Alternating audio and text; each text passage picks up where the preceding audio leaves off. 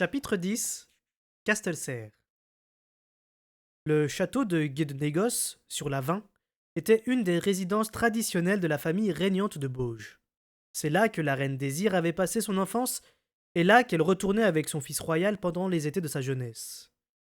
Guédenégos est une ville animée, centre de commerce implanté au cœur d'un pays fruitier et céréalier. La Vin est un fleuve paresseux et navigable sur lequel on voyage aisément et avec plaisir. La reine Désir a toujours soutenu que Guédenégos était supérieur à Castelcerre à tout égard, et eût constitué un bien meilleur siège pour la famille royale.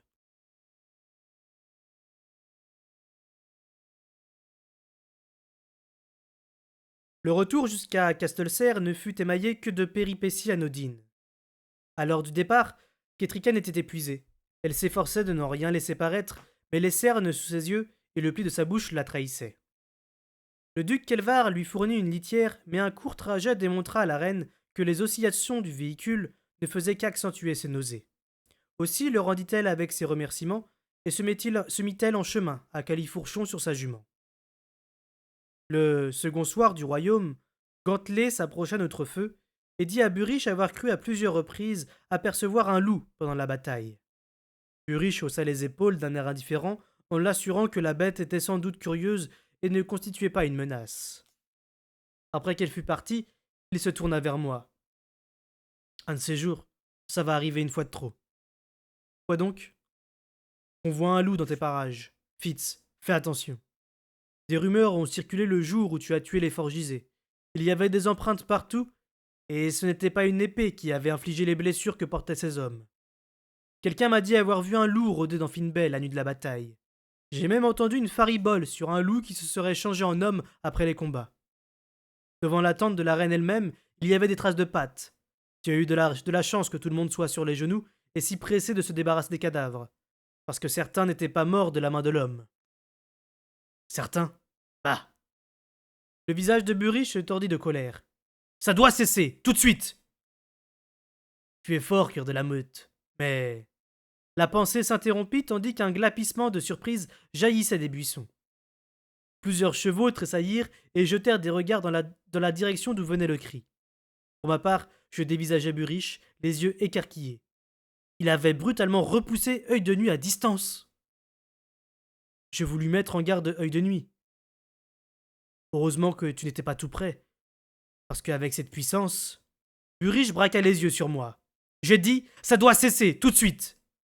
Puis, il détourna le regard d'un air dégoûté. J'aimerais mieux te voir les mains tout le temps dans la culotte que t'entendre constamment faire ça en ma présence. Ça me révulse. Je ne trouvais rien à répondre. Les années passées auprès de lui m'avaient appris que rien ne le ferait changer d'avis sur le vif. Il me savait lié à Œil de Nuit. Il me tolérait à ses côtés, mais il ne pourrait pas aller au-delà. Inutile donc de lui rappeler sans cesse que le loup et moi partagions un esprit commun. J'inclinai la tête en signe d'assentiment, et, cette nuit-là, pour la première fois depuis longtemps, mes rêves n'appartinrent qu'à moi. Je rêvais de Molly. Elle portait à nouveau ses jupes rouges et, accroupie sur la plage, elle décrochait des lustrons des rochers à l'aide de son couteau pour les manger crus. Elle leva les yeux vers moi et sourit. Je m'approchai d'elle, mais elle se dressa d'un bond et s'enfuit pieds nus sur le sable. Je tentai de la poursuivre, mais elle était rapide comme l'éclair. Ses cheveux flottaient derrière elle, et elle ne faisait que rire quand je lui criais de m'attendre. Je m'éveillai avec un curieux sentiment de soulagement à l'idée qu'elle ait pu m'échapper. Un parfum de lavande fantomatique me restait dans les narines. Nous pensions recevoir bon accueil à Castelcerre. Avec le temps qui s'était calmé, les navires avaient dû arriver avant nous et rapporter la nouvelle de notre victoire. Aussi ne fûmes-nous pas surpris de voir un contingent de la garde royale venir à notre rencontre. Ce qui nous laissa perplexes, en revanche, fut qu'après nous avoir aperçus, les soldats maintinssent leurs chevaux au pas. Pas un ne cria ni ne leva la main en signe de bienvenue. Non. Ils continuèrent d'avancer, silencieux et retenus comme des spectres. Je crois que Burich et moi distinguâmes au même instant le bâton que portait l'homme de tête, le petit bâton poli, symbole de Nouvelle-Grave. Il se tourna vers moi, son visage était un masque d'angoisse. Le roi subtil est mort, murmura-t-il. Je n'éprouvais nul étonnement, seulement un immense sentiment de perte. Au fond de moi, un petit garçon effrayé retint son souffle, en songeant qu'à présent, nul ne se dressait plus entre Royal et lui. Une autre partie de moi-même se demandait quel effet cela m'aurait fait de l'appeler grand-père, au lieu de mon roi. Mais les émotions de ces aspects égoïstes n'étaient rien comparées à ce que ressentait l'homme lige. Subtil m'avait façonné. Il avait fait de moi ce que j'étais, pour le meilleur ou pour le pire. Il s'était un jour emparé de ma vie, celle d'un petit garçon qui jouait sous une table de la grande salle, et il y avait apposé son sceau. Il avait décidé que je devais savoir lire et écrire, que je devais être capable de manier une épée et d'administrer le poison. Il me sembla que sa mort m'obligeait à prendre désormais la responsabilité de mes actes. Et c'était une pensée singulièrement terrifiante. À présent, toute notre troupe avait vu l'objet que tenait l'homme de tête. Nous nous arrêtâmes au milieu de la route. Comme un rideau qui se sépare, la garde de Ketriken s'ouvrit pour permettre à l'homme d'arriver devant la reine. Dans un terrible silence, il lui tendit le bâton, puis le petit manuscrit. La cire rouge s'émietta sous les doigts de la reine et tomba dans la boue. Lentement, elle déroula le parchemin, le lut, et toute vie sembla l'abandonner. Sa main retomba à son côté et laissa choir le rouleau à la suite de la cire dans la boue, comme un objet dont elle n'avait plus l'usage, qu'elle ne voulait plus jamais avoir sous les yeux. Elle ne s'évanouit pas. Elle ne pleura pas. Son regard se fit distant et elle posa sa main sur son ventre. Et à ce geste, je sus que ce n'était pas Subtil qui était mort, mais Vérité. Je tendais mon esprit vers lui. Quelque part, sûrement toute petite, enroulée au fond de moi, une étincelle de lien, un lambeau. Non. Je ne savais même pas quand le lien s'était rompu. Je me souviens que, chaque fois que je me battais, j'avais toutes les chances de le perdre. Mais je n'y puisais guère de réconfort. Et puis, je me rappelais ce que j'avais pris pour une simple curiosité la veille de la nuit de la bataille. Il m'avait semblé entendre la voix de Vérité qui criait, qui donnait des ordres sans queue ni tête. Il ne me revenait pas des mots précis, mais j'avais maintenant l'impression qu'il s'agissait d'ordres de bataille, de dispersion, de mise à couvert peut-être, ou bien. Mais je ne me remémorais rien avec certitude. Je regardai Burish et lus la question dans ses yeux. Je ne pus que hausser les épaules. Je ne sais pas, dis-je à mi-voix. Son front se creusa de plis profonds. La reine Ketriken ne bougeait pas plus qu'une statue sur son cheval. Nul ne fit un geste dans sa direction. Nul ne parla. Je croisai le regard de Burish et j'y vis une résignation teintée de fatalisme. C'était la deuxième fois qu'il voyait un roi servant tomber avant de monter sur le trône. Après un long silence, Ketriken se tourna sur sa selle. Elle parcourut des yeux sa garde, puis les cavaliers qui la suivaient. Le prince royal a reçu des nouvelles indiquant que le roi servant Vérité est mort. Elle n'éleva pas le ton, mais sa voix claire porta. L'ambiance festive de la troupe s'évanouit, et bien des yeux perdirent leur éclat triomphant. La reine attendit quelques instants, le temps que chacun s'imprègne de la portée du message, puis elle mit sa monture au pas, et nous la suivîmes en direction de Castelcerre. À l'approche des portes, nul ne nous interpella. Les soldats de garde nous regardèrent passer. L'un d'eux esquissa un salut à la reine qui ne vit rien. Burish fronça encore davantage les sourcils, mais s'abstint de tout commentaire. Dans la cour du château, la vie semblait suivre son cours habituel. Des garçons d'écurie vinrent emmener les chevaux tandis que les serviteurs et habitants vaquaient aux occupations ordinaires de la forteresse. Cet aspect coutumier, familier de ce qui m'entourait, heurta soudain mes nerfs comme une pluie de pierres. Vérité était mort. La vie n'avait pas le droit de se poursuivre de façon aussi routinière. Burish avait aidé Ketriken à mettre pied à terre au milieu d'une volée de dames de compagnie. Une partie de mon esprit remarqua le regard de Gantelet. Lorsque Ketriken fut emmené par ses suivantes, qui s'exclamaient sur sa mine épuisée et s'informaient de sa santé, tout en lui présentant leurs condoléances, leurs regrets et leurs peines. Une expression de jalousie était passée sur les traits du capitaine de la garde de la reine. Gantelet n'était qu'un soldat qui avait prêté serment de protéger sa reine. En cette occasion, elle ne pouvait pas la suivre dans le château, si fort qu'elle s'inquiète pour elle. Ketriken était pour l'instant à la charge de ces dames de compagnie. Mais je compris que ce soir, Burish ne monterait pas seul la garde devant sa porte. Les murmures pleins de sollicitude de ces mêmes dames pour Ketriken prouvaient que la rumeur de sa grossesse s'était répandue. Et je me demandais si elle était parvenue aux oreilles de Royal. Certaines nouvelles, je le savais, circulaient exclusivement parmi les cercles féminins avant d'arriver sur la place publique. J'éprouvais soudain la nécessité urgente de découvrir si Royal savait que Ketriken portait l'héritier du trône. Je remis les rênes de Suie à Pogne et le remerciai en lui promettant de tout lui raconter. Mais alors que je me dirigeais vers le château, je sentis la main de Buriche se poser sur mon épaule. Je voudrais te parler. Parfois, il me traitait presque comme un prince, d'autres fois, comme moins qu'un garçon d'écurie. Sa requête d'aujourd'hui n'en était pas une. Pogne me rendit les rênes de Suie avec un petit sourire pour aller s'occuper d'autres animaux, et je suivis Buriche qui menait Rousseau dans les écuries. Il n'eut aucune difficulté à trouver un emplacement vide pour son cheval à côté du box habituel de Suie. Les places libres n'étaient que trop nombreuses. Nous nous mîmes au travail sur nos montures, et je me sentis réconforté de penser un cheval auprès de Buriche, comme je l'avais fait si souvent. Nous étions relativement à l'écart, mais il attendit qu'il n'y a plus personne dans les environs pour me demander. C'est vrai? Je n'en sais trop rien. Le lien que j'avais avec lui a disparu.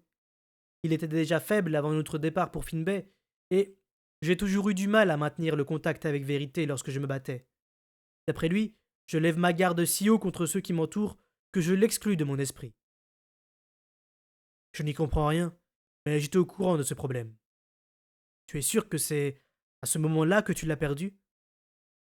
Je lui parlais alors de la vague impression que j'avais eue de Vérité durant la bataille, et de la possibilité qu'il ait été sous le coup d'une attaque lui aussi. Urich hocha la tête d'un air impatient. Mais ne peux-tu pas l'artiser, maintenant que le calme est revenu? Ne peux-tu pas renouer le lien? Je pris un instant pour repousser au fond de moi mon exaspération. Non, je ne peux pas. L'art ne marche pas comme ça chez moi. Urich fronça les sourcils. Écoute, nous savons que des messages se sont égarés ces derniers temps. Qu'est-ce qui nous dit que celui-ci n'a pas été inventé de toutes pièces? Rien, sans doute. Mais j'ai du mal à imaginer que Royal aurait l'audace d'annoncer la mort de Vérité si ce n'était pas vrai. Je le crois capable de tout, dit Buriche à mi-voix. Je cessai de nettoyer la boue des sabots de suie et me redressai. Buriche était adossé au portillon du box de Rousseau, le regard lointain.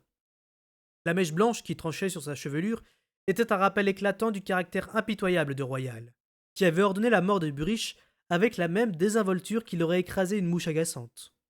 Il n'avait jamais semblé se soucier le moins du monde que Buriche eût survécu. Il ne craignait la vengeance ni d'un maître d'écurie, ni d'un bâtard. Admettons, dis-je. Que ferait-il au retour de Vérité? Une fois couronné, il pourrait faire en sorte que Vérité ne revienne jamais. L'homme qui occupe le trône des Siduchés a les moyens de se débarrasser des gens qui le gênent. Ulrich avait détourné le regard de moi en prononçant ces mots, et je m'efforçais de ne pas relever le pic. Il avait raison. Royal au pouvoir, il ne manquerait sûrement pas d'assassins pour obéir à ses ordres. Peut-être même s'en trouvait-il déjà. Cette idée me déclencha un étrange frisson glacé. Si nous voulons avoir la certitude que Vérité est vivant, fis-je, il n'y a qu'une solution. Envoyer quelqu'un à sa recherche qui nous rapportera des nouvelles de lui. Je regardai Buriche. En supposant que ton messager arrive à s'en tirer, ça prendrait quand même trop de temps. Si Royal monte sur le trône, la parole d'un messager n'aura plus aucune valeur pour lui. D'ailleurs, celui qui apporterait la nouvelle n'oserait pas l'annoncer. Non, il nous faut la preuve que Vérité est vivant. Une preuve qu'acceptera le roi subtil. Et il nous la faut avant que Royal accède au pouvoir. En voilà un qui ne resterait pas longtemps roi servant. Mais il reste subtil, et l'enfant de Ketriken entre le trône et lui, objectai-je. Et c'est une position qui s'est révélée malsaine pour des hommes solides et dans la fleur de l'âge. Ça m'étonnerait qu'elle porte davantage bonheur à un vieillard souffrant et à un enfant encore à naître. D'un mouvement de la tête, Buriche écarta l'idée. Ainsi, tu ne peux pas l'artiser. Qui en est capable? Les membres du clan? Je ne leur fais pas confiance, ni aux uns, ni aux autres. Le roi subtil, peut-être, suggérai-je avec hésitation, s'il tire sa force de moi. Même si ton lien avec vérité est rompu, demanda Burige d'un ton pressant. Tu haussais les épaules en secouant la tête. Je l'ignore. C'est pour ça que j'ai dit peut-être. Il passa une dernière fois la main sur la robe de Rousseau qui avait retrouvé son aspect lustré. Nous devons essayer, fit-il d'un ton résolu. Et le plus tôt sera le mieux. Il ne faut pas laisser Kétriken dans la peine et l'inquiétude sans raison valable. Elle risquerait de perdre l'enfant. Il soupira, puis me regarda. Va te reposer. Tu te rendras chez le roi ce soir dès que je t'aurai vu entrer dans ses appartements. Je me débrouillerai pour qu'il y ait des témoins de tout ce qu'il découvrira. Plus riche. Il y a trop d'impondérables. Je ne sais même pas si le roi sera réveillé ce soir, ni s'il sera capable d'artiser, ni s'il acceptera si je lui le demande, et si nous y arrivons. Royal saura, aussi ainsi que tout le monde, que je suis l'homme lige du roi dans le domaine de l'art, et... Je regrette, mon garçon. Ulrich m'avait interrompu d'un ton brusque presque froid. Ce n'est pas seulement ton bien-être qui est en jeu. Ne t'imagine pas que je me fiche de ce qui peut arriver, mais, à mon avis, si Royal te croit capable d'artiser et que chacun sache vérité vivant, tu courras moins de risques que si tout le monde croit vérité mort et que Royal considère le moment venu de se débarrasser de toi. Il faut essayer ce soir. Nous échouerons peut-être, mais il faut essayer. J'espère que tu pourras te procurer de l'écorce elfique, promets-je. Tu commences à aimer ça? Méfie-toi. Mais il me fit un sourire complice. J'en trouverai, sois tranquille. Je lui rendis son sourire et je restai soudain stupéfait. Je ne croyais pas à la mort de vérité. Et je me l'avouais par ce sourire. Je ne croyais pas que mon roi servant était mort, et je m'apprêtais à me dresser face au prince royal pour le prouver. La seule façon qui m'eût apporté plus de satisfaction eût été de le faire la hache à la main. Mais... Fais-moi plaisir, veux-tu? Dis-je à Burich. Comment ça? Répondit-il circonspect. Fais très attention à toi. Toujours. Sois prudent, toi aussi. J'acquiesçai de la tête, puis le regardai d'un air embarrassé. Au bout d'un moment, il soupira et dit Allez, accouche. Si je vois Molly, tu veux que je lui dise quoi? Je secouai la tête. Qu'elle me manque, c'est tout. Que puis-je lui dire d'autre? Je n'ai rien à lui offrir. Il me lança un coup d'œil bizarre. J'y lus de la sympathie, mais pas de vain réconfort. Je lui transmettrai ton message, promit-il. Je sortis des écuries avec l'impression d'avoir un peu grandi, et en me demandant si je cesserais un jour de me mesurer à l'aune de Burich et de sa façon de me traiter. Je me rendis aux cuisines avec l'intention de prendre de quoi me restaurer avant d'aller me reposer, ainsi que Burich me l'avait conseillé. La salle des gardes était bondée, envahie par les soldats revenus avec moi. Tout en avalant de grandes bouchées de ragoût et de pain, ils racontaient les événements de Finbay à ceux qui étaient restés à Castelcerre. Je m'y étais attendu, et j'avais compté emporter mes provisions dans ma chambre. Mais partout dans les cuisines, des bouilloires chantaient. Du pain était mis à lever, et des pièces de viande tournaient sur les broches. Les marmitons découpaient, touillaient, et couraient de ci de là d'un air pressé. Il y a fête ce soir? Demandai-je bêtement. Sarah, dite Mijotte, se tourna vers moi. Ah, Fitz! Alors te voilà de retour, et en un seul morceau. Ça nous change, hein? Et elle sourit, comme si elle venait de me faire un compliment. Oui, bien sûr qu'il y a la fête, pour célébrer la victoire de Finbay. S'agirait pas qu'on t'oublie? On va banqueter alors que Vérité est mort? Mijotte me regarda droit dans les yeux. Si le prince Vérité était ici, qu'est-ce qu'il voudrait? Je soupirai. On fête la victoire, sans doute. Les gens ont plus besoin d'espoir que de deuil. C'est exactement ce que le prince royal m'a expliqué ce matin, enchaîna Mijotte d'un air satisfait. Elle me tourna le dos pour frotter des épices sur un cuisseau. On portera son deuil, bien entendu. Mais il faut comprendre, Fitz. Il nous a abandonnés. Royal, lui, il est resté. Il est resté pour s'occuper du roi et protéger les côtes du mieux qu'il peut. Vérité n'est plus là, mais Royal est encore avec nous, et Finbay n'est pas tombé aux mains des pirates. Je me mordis la langue en attendant que ma colère retombe. Finbay n'a pas été prise parce que Royal est resté ici pour nous protéger. C'est ce que tu dis? Je voulais m'assurer que Mijotte établissait un lien entre les deux événements, qu'elle ne faisait pas que les mentionner ensemble dans la même phrase par hasard. Elle acquiesça tout en frottant la viande. De la sauge broyée m'a pris mon nez, et aussi du romarin. C'est ça qu'il nous fallait. L'art, c'est bien gentil, mais à quoi ça sert de savoir ce qui se passe si personne n'y fait rien? Vérité a toujours envoyé les navires de combat. Et ils arrivaient toujours trop tard! Elle se tourna de nouveau vers moi en s'essuyant les mains sur son tablier. Oh, je sais que tu l'adorais, mon petit. Notre prince Vérité avait bon cœur, et il s'est usé à vouloir nous protéger. Dis pas de mal des morts. Je dis seulement qu'artiser et partir à la chasse aux anciens, ce n'est pas comme ça qu'on combat les pirates rouges. Ce qu'il a fait, le prince royal, envoyer des soldats et des bateaux dès qu'il a appris la nouvelle, ça c'est ce qu'il fallait faire depuis le début. Peut-être qu'on s'en sortira si c'est le prince royal qui commande. Et le roi subtil? Fis-je à mi-voix. Elle se méprit sur le sens de ma question, et ainsi me révéla le fond de sa pensée. Oh, il va aussi bien qu'on peut l'espérer, il va même descendre pour la fête, ce soir, un petit moment en tout cas. Le pauvre, il souffre trop, pauvre homme. Il était déjà mort. C'est ce que sous-entendait sa façon de s'exprimer. Il n'était plus roi pour elle. Subtil n'était plus qu'un pauvre homme. Royal avait réussi.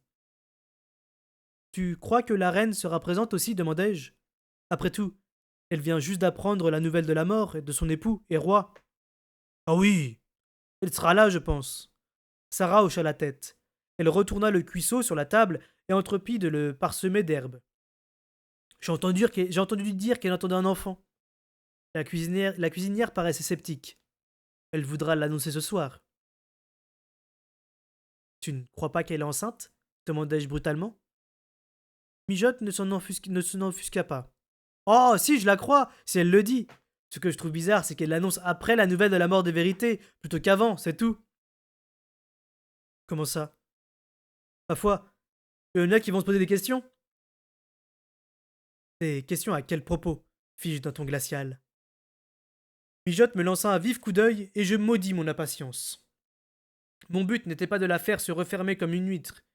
Il me fallait connaître les rumeurs, toutes les rumeurs. Eh bien, elle hésita, mais ne put résister à mon air attentif. Les questions qu'on se pose toujours quand une femme ne conçoit pas, et puis quand son mari est absent, qui annonce tout soudain qu'elle est enceinte de lui. Elle regarda autour d'elle pour voir si on ne nous écoutait pas. Chacun paraissait affairé à sa tâche, mais je ne doutais pas que certaines oreilles devaient être tournées de notre côté. Pourquoi maintenant? Tout d'un coup, comme ça? Et si elle se savait enceinte, à quoi ça rime d'aller se précipiter dans la bataille en plein milieu de la nuit? Drôle de façon de faire, hein, pour une reine qui porte l'héritier du trône. Ma foi, je m'efforçais de prendre un ton mesuré. À la naissance de l'enfant, on saura quand il a été conçu. Ceux qui auront envie de compter les lunaisons sur leurs doigts pourront calculer tout leur soul. D'ailleurs, et je me penchai vers Sarah avec des airs de conspirateur. Il paraît que certaines de ses suivantes étaient au courant avant son départ. Dame Patience, par exemple, et sa chambrière, Brodette. J'allais devoir m'assurer que Patience se vanterait d'avoir été parmi les premières informées et que Brodette ferait circuler l'information parmi les serviteurs. Ah, celle-là! Le ton dédaigneux de Sarah réduisit à néant mes espoirs d'une victoire facile. Je ne veux pas être méchante, Fitz, mais elle est un peu dérangée par moments. Brodette, par contre, en voilà une qui a la tête sur les épaules. Mais elle n'est pas causante, elle n'écoute pas volontiers ce que les autres ont à dire. Pourtant, je souris et clignai de l'œil. C'est chez elle que j'ai appris la nouvelle, et bien avant qu'on parte pour Finbay. Je m'approchai davantage de Mijotte. Renseigne-toi. On va te dire que la reine Kitriken prenait déjà de la tisane de feuilles de framboisier à cause de ses nausées du matin. Je te le parie. Vérifie et tu verras si je me trompe. Je suis prêt à parier un sou d'argent. Un sou d'argent? Oh là! Comme si j'en avais de trop! Mais je vais me renseigner, Fitz. Compte sur moi. Si c'est vrai, je ne te pardonnerai jamais de ne pas m'avoir fait profiter d'une nouvelle pareille. Et moi qui te dis tout. Eh bien, en voici une autre, tiens. La reine Ketriken n'est pas la seule à attendre un enfant. Ah? Et qui d'autre? Je souris. Je ne peux pas en parler pour l'instant, mais tu seras parmi les premières à le savoir, d'après ce que j'ai entendu. J'ignorais totalement qui pouvait bien être enceinte, mais je ne risquais rien à affirmer que quelqu'un du château l'était, ou le serait en tout cas, à temps pour concrétiser ma rumeur. Je devais maintenir Mijotte dans de bonnes dispositions envers moi si je voulais pouvoir compter sur elle pour m'informer des ragots de la cour. Elle hocha la tête d'un air entendu, et je lui fis un clin d'œil. Elle avait fini de préparer le cuisseau. Tiens, Dot, viens donc prendre ça et me l'accrocher au crochet au-dessus du grand feu. Les plus haut, hein. Je veux que la viande soit cuite, pas carbonisée. Allez, trotte. Fais tout. Où est le lait que je t'ai demandé? Je fis provision de pain et de pommes avant de monter chez moi. Simple chair, mais bienvenue pour l'affamé que j'étais. J'allai droit à ma chambre, fis ma toilette, mangeai et m'allongeai sur mon lit. Mes chances de réussite auprès du roi étaient peut-être infimes ce soir, mais je voulais être aussi alerte que possible pendant la fête. Je songeais à me rendre chez Kétriken pour lui demander de ne pas pleurer vérité tout de suite. Et si je me trompais? Non. Quand j'aurais la preuve que vérité était vivant, il serait bien assez tôt pour le lui annoncer. Je m'éveillai plus tard alors qu'on frappait à ma porte. Je restai un moment sans bouger, incertain d'avoir bien entendu. Puis me levai, déverrouillai mes loquets et entr'ouvris le battant. C'était le fou.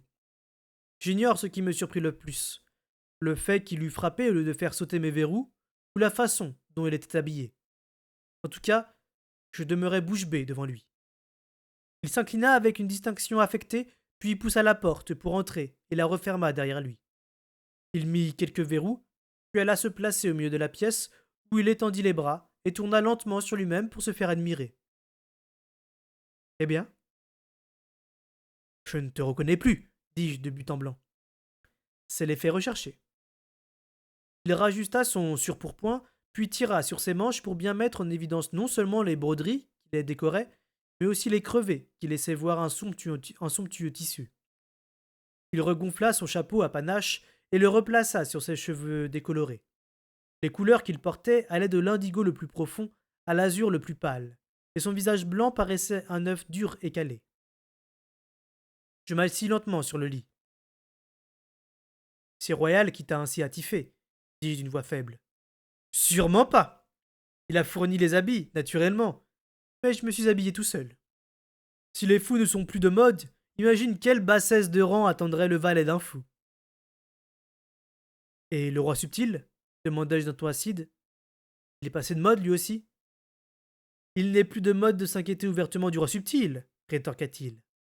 Il exécuta une cabriole, s'interrompit, se redressa avec la dignité qui seyait ses nouveaux habits, et se mit à faire le tour de la chambre. Je dois prendre place à la table du prince ce soir, et me montrer plein d'entrain et d'esprit. Crois-tu que je ferai bonne figure? Bien mieux que moi, répondis-je acerbe. Est-il donc indifférent que Vérité soit mort? Est-il donc indifférent que les fleurs s'ouvrent sous le soleil d'été? Fou, nous sommes en hiver. L'un est aussi vrai que l'autre, fais-moi confiance. Il s'arrêta brusquement de marcher. Crois-le ou non, je suis venu te demander un service. Le second aussi aisément que le premier. De quoi s'agit-il? Ne tue pas mon roi par tes ambitions pour le tien. Je le regardai avec horreur. Jamais je ne tuerai mon roi. Comment oses-tu dire ça? Oh, j'ose beaucoup de choses ces temps-ci. Il se croisa les mains dans le dos et se mit à faire les 100 pas. Avec ses habits élégants et son attitude inhabituelle, il me faisait peur. On aurait dit qu'un autre occupait son corps, un autre que je ne connaissais pas. Même si le roi avait tué ta mère? Une atroce nausée me prit. Qu'essayes-tu de me dire? Soufflai-je. En entendant mon ton douloureux, le fou pivota brusquement vers moi. Non, non, non, non, non, tu m'as mal compris. Il y avait de la sincérité dans sa voix, et l'espace d'un instant, je retrouvai mon ami. Mais, poursuivit-il plus bas d'un air presque matois, si tu étais convaincu que le roi a tué ta mère bien-aimée, si affectueuse, si indulgente, qu'il l'a tuée et te l'a arrachée à jamais, penses-tu alors que tu pourrais l'assassiner? Dans mon aveuglement, il me fallut un moment pour saisir ce dont il parlait. Royal, je le savais, s'imaginait que sa mère avait été victime d'empoisonnement. C'était une des raisons de sa haine pour moi et pour Damtin, car c'était nous, pensait-il, qui avions exécuté la besogne sur ordre du roi. Tout cela était faux, je ne l'ignorais pas. La reine Désir s'était empoisonnée toute seule. La mère de Royal souffrait d'un penchant excessif pour la boisson et les plantes qui soulagent momentanément les soucis. Quand elle s'était retrouvée incapable d'atteindre au pouvoir qu'elle croyait lui revenir de droit, elle avait cherché refuge dans ses plaisirs. Subtil avait tenté à plusieurs reprises de l'en détourner. Il avait même demandé à Imbre des herbes et des potions qui mettraient fin à sa dépendance. Mais rien n'y avait fait. La reine Désir était morte empoisonnée. C'était exact. Mais c'était sa propre faiblesse qui lui avait administré le poison. Je le savais depuis toujours, et du coup, je n'avais pas pris en compte la haine qui devait grandir dans le cœur d'un fils trop choyé, soudain privé de sa mère. Royal serait-il capable de tuer pour cela? Évidemment. Serait-il prêt à mettre les six duchés au bord du gouffre pour un acte de vengeance? Pourquoi pas? Les duchés côtiers ne l'avaient jamais intéressé. C'était au duché de l'intérieur, traditionnellement plus fidèle à sa mère, qui en était originaire, qu'allait son cœur. Si la reine Désir n'avait pas épousé le roi Subtil, elle serait restée duchesse de Bauge. Parfois, enivrée de vin et de drogue, elle déclarait sans vergogne que, si elle était demeurée duchesse, elle aurait disposé d'un pouvoir suffisant pour persuader Bauge et Labour de s'unir, de la prendre pour reine et de se dégager de leur allégeance au duché. Galen, le maître d'art, et son propre fils bâtard, de la reine Désir, avaient alimenté la haine de Royal en même temps que la sienne. Avait-il haï assez pour pervertir son clan et convertir ses membres à la revanche de Royal? À mes yeux, c'était une effrayante trahison, mais elle était plausible. Royal était capable de tout cela. Des centaines de gens tués, des dizaines de forts gisés, des femmes violées, des enfants orphelins, des villages entiers rasés. Tout cela à cause d'un princelet qui voulait se venger d'un tort imaginaire? C'était effarant.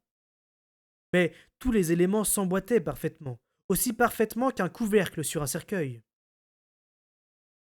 J'ai l'impression que l'actuel duc de Bauge aurait intérêt à surveiller sa santé, fis-je, en réfléchissant tout haut.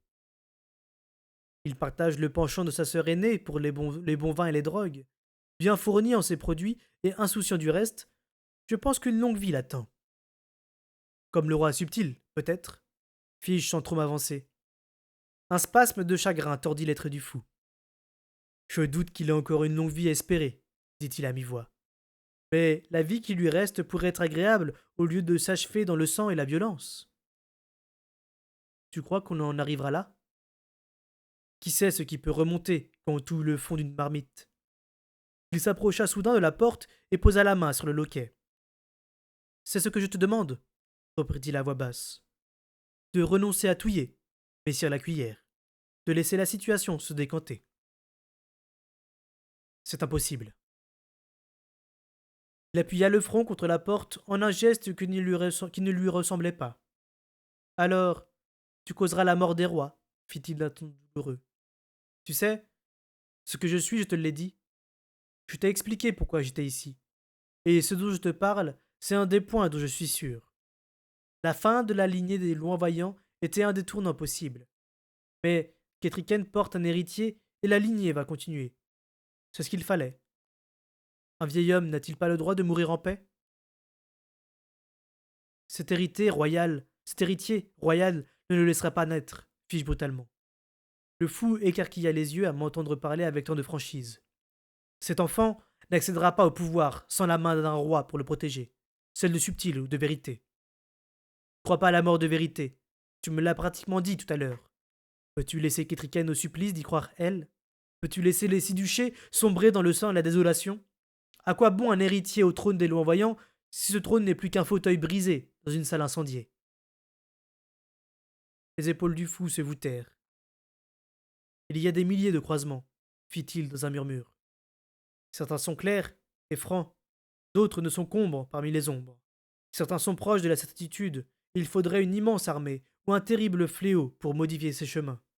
D'autres sont enveloppés de brouillard, et j'ignore quelle route en partent et où elles mènent. Tu m'embrumes, bâtard. Tu multiplies 1000 fois les avenirs par ta seule existence. Tu es un catalyseur. De certains de ces brouillards sortent les fils noirs et tors de la damnation. d'autres s'échappent des lignes d'or brillants. Ces chemins, apparemment, te conduisent dans les abîmes ou dans les hauteurs. Moi, j'aspire à un chemin intermédiaire. J'aspire à une mort simple, pour un maître qui s'est montré bon avec un serviteur fantasque et moqueur. Ce fut sa seule rebuffade. Il leva la clenche, défit les verrous, et s'en alla sans bruit. Ses habits somptueux et sa démarche circonspecte lui donnaient à mes yeux une apparence difforme qu'il n'avait jamais eue avec sa livrée de bouffon, ni ses cabrioles. Je refermai discrètement la porte derrière lui, puis m'y adossai, comme si je pouvais empêcher l'avenir d'entrer chez moi. Je m'apprêtai avec le plus grand soin pour le dîner, et, quand j'eus fini d'enfiler les nouveaux vêtements que m'avait fait maîtresse pressée, j'avais presque aussi bon air que le fou. J'avais décidé de ne pas porter tout de suite le deuil de vérité, ni même de m'en donner l'apparence. Comme je descendais l'escalier, j'eus l'impression que presque tout le château convergeait vers la grande salle. À l'évidence, tous, grands et petits, avaient été invités. Je me retrouvais à la même table que Buriche, Pogne et d'autres, qui travaillaient aux écuries. C'était la place la plus humble qui m'eût jamais assignée depuis le jour où le roi subtil m'avait pris sous son aile, et pourtant les convives y étaient plus à mon goût qu'aux plus hautes tables. Les tables d'honneur de la grande salle étaient entourées de gens que je connaissais à peine, pour la plupart ducs et noblesse en visite de Labour et de Bauge. Certains visages m'étaient familiers, naturellement. Patience occupait une place qui s'ayait presque à son rang, et, surprise, Brodette était assise à une table au-dessus de moi. Je ne vis Molly nulle part. J'aperçus aussi quelques personnes venues de Bourg-de-Castelcerre, des gens aisés en général, et souvent mieux placés que je ne l'aurais cru. Le roi fut introduit dans la salle, appuyé sur le fou à la récente élégance et suivi de Ketriken. L'apparence de la reine me bouleversa. Elle portait une robe simple d'un brun terne, et elle s'était coupé les cheveux en signe de deuil. Elle ne s'en était laissé qu'un demi-empan d'épaisseur, et sa chevelure, privée de son poids, se dressait autour de sa tête, telles les aigrettes d'un pissenlit. Sa couleur semblait avoir disparu avec sa longueur, la rendant aussi pâle que celle du fou. J'étais si habitué à voir ses lourdes tresses dorées que sa tête me paraissait curieusement petite sur ses larges épaules. Et ses paupières rougies par les pleurs donnaient un étrange regard à ses yeux bleus. Elle n'avait pas l'air d'une reine en deuil, mais plutôt d'un fou bizarre nouvellement arrivé à la cour.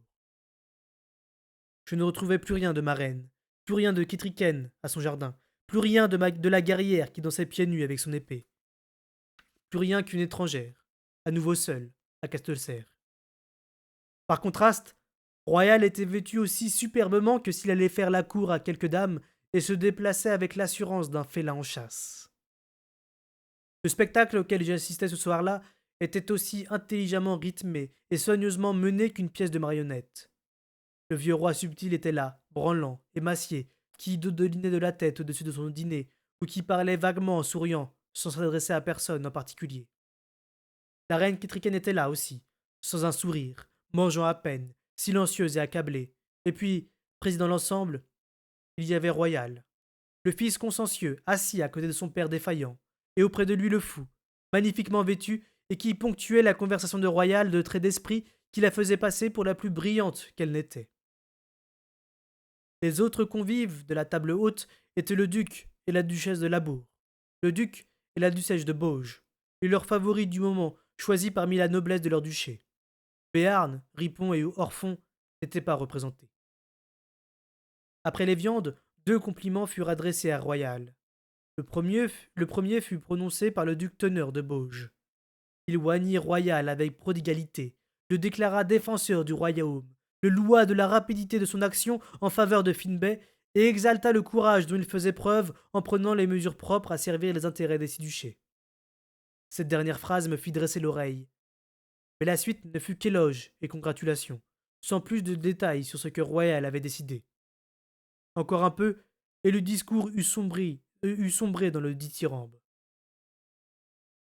Presque dès le début, Ketriken s'était redressé sur son siège pour regarder Royal d'un air incrédule, manifestement incapable de croire qu'il osait accepter tout tranquillement des félicitations qui ne lui revenaient pas. Si quelqu'un d'autre que moi remarqua l'expression de la reine, nul n'en dit rien. Le second discours, comme on pouvait s'y attendre, vint du duc Bélier de Labour, comme et saluait la mémoire du roi servant Vérité. C'était un éloge, mais condescendant, qui présentait ce que Vérité avait tenté, voulu, rêvé et souhaité, ses réalisations ayant déjà été prêtées à Royal. Il ne restait pas grand-chose à ajouter. Ketriken pâlit encore plus, et sa bouche se pinça davantage, si cela était possible.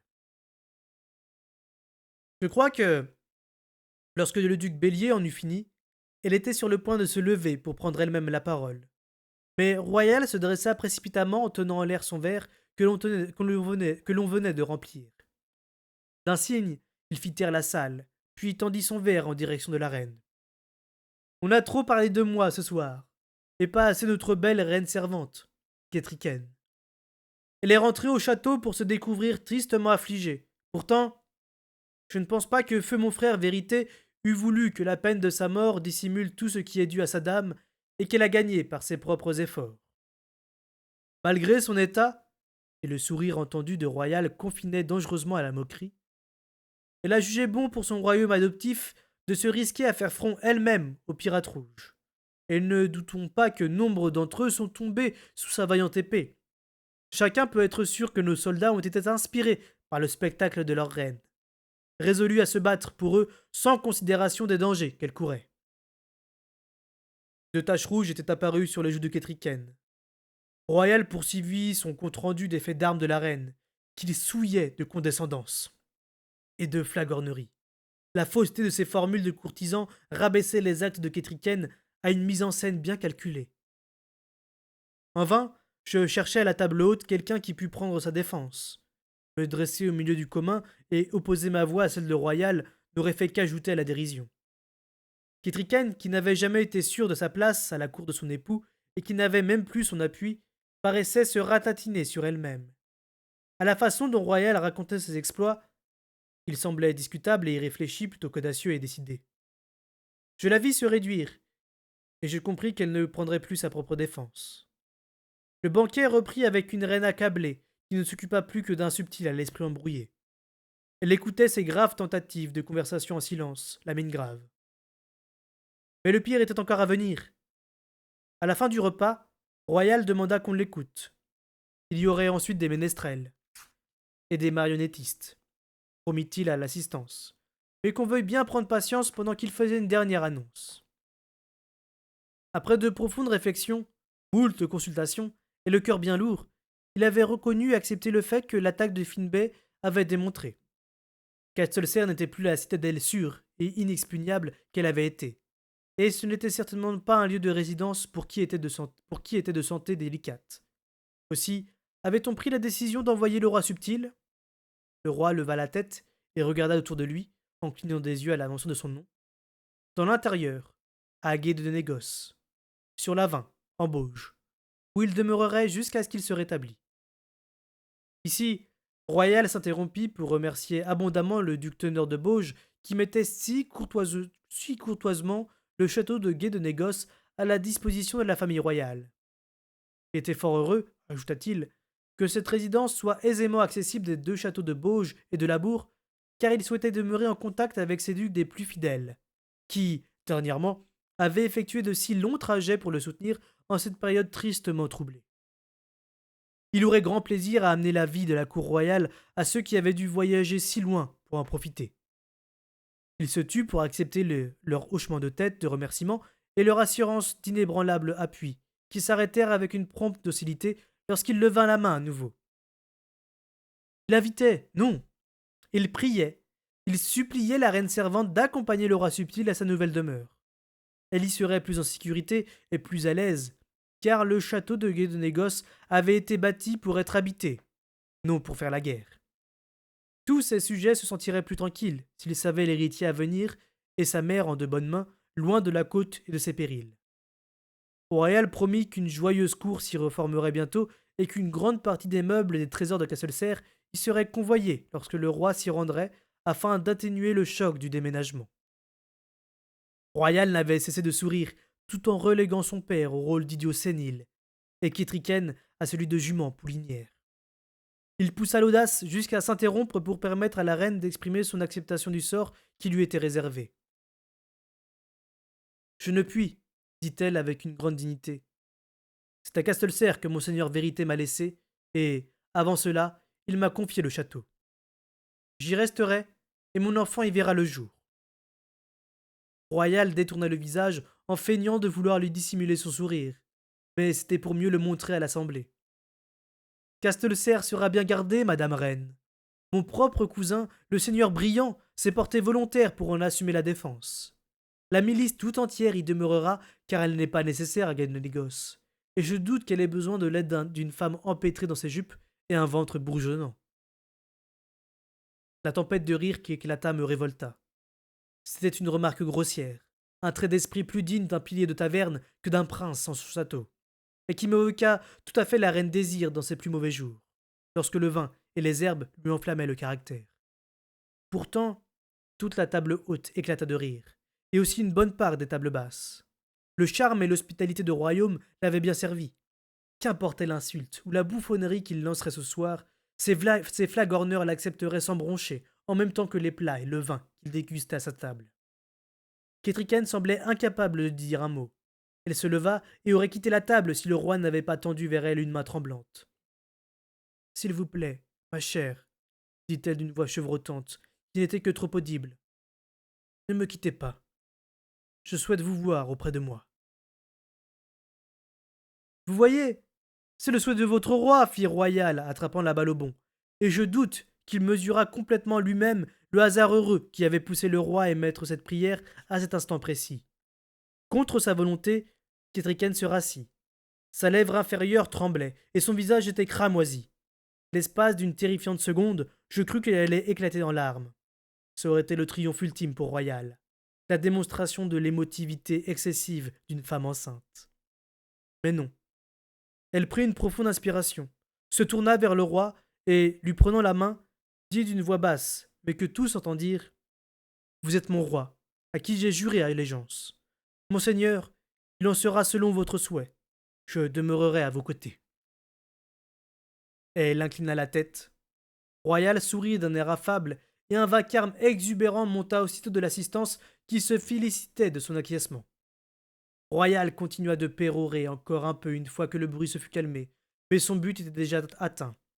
Il parla surtout de la sagesse de sa décision, qui permettrait à Castelcerre de mieux se défendre sans craindre pour son monarque. Il eut même le front de prétendre qu'en vidant les lieux avec le roi et la reine servante, il réduisait l'importance du château en tant que cible aux yeux des pirates, qui auraient moins à gagner à s'en emparer. Ce n'était que du vent, de la poudre aux yeux. Peu après, on ramena le roi dans sa chambre, son devoir de façade achevé, et la reine Ketriken s'excusa pour l'accompagner. Lors la fête se mua en une cacophonie de divertissements, des tonnelets de bière furent rapportés ainsi que des tonneaux de vin de moindre qualité. Divers ménestrels de l'intérieur se mirent à déclamer aux quatre coins de la grande salle, tandis que le prince et sa troupe choisirent la distraction d'un spectacle de marionnettes, une pièce paillarde intitulée La séductrice et le fils de l'aubergiste. Je repoussai mon assiette et me tournai vers Buriche. Nos regards se croisèrent et nous nous levâmes à l'unisson.